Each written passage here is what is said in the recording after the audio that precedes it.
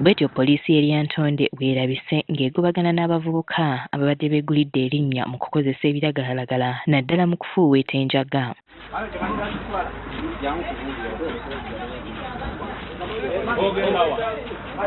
Okusinziira ku batuuze, abavubuka bano babadde basusse okwenyigira mu bumenyi bw'amateeka nga babadde basuza abatuuze nga tebeebase.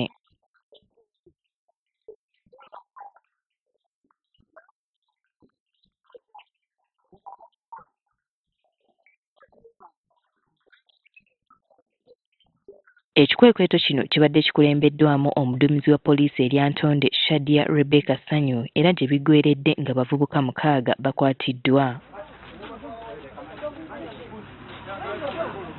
Abakwate kuliko Brian Kabeho, ono nga yabadde akulira akabinja kano, Tony Sempa, John Tumuhimbise, Mahad Ntege n'abalala.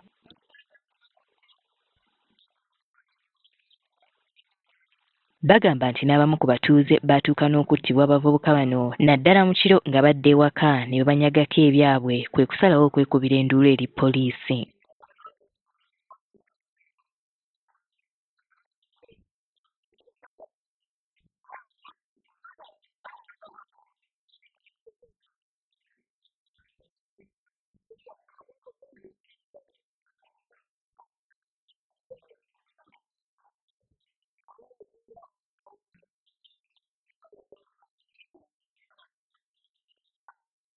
Poliisi tekomye wano, ekkakkanye ne ku musiri gw'enjaga gwonna n'egusaanyaawo okwongera okukendeeza ku bikolwa by'abavubuka eby'okumenya amateeka.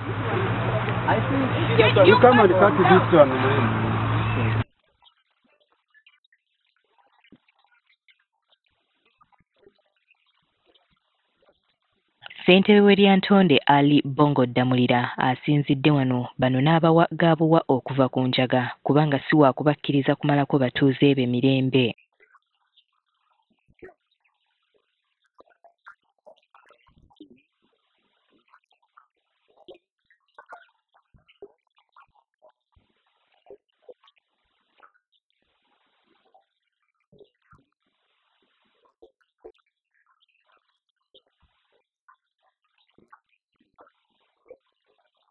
Ye omuduumizi wa poliisi eri Ntonde ategeezezza nti si baakussa mukono mu kulwanyisa enjaga mu kitundu kino.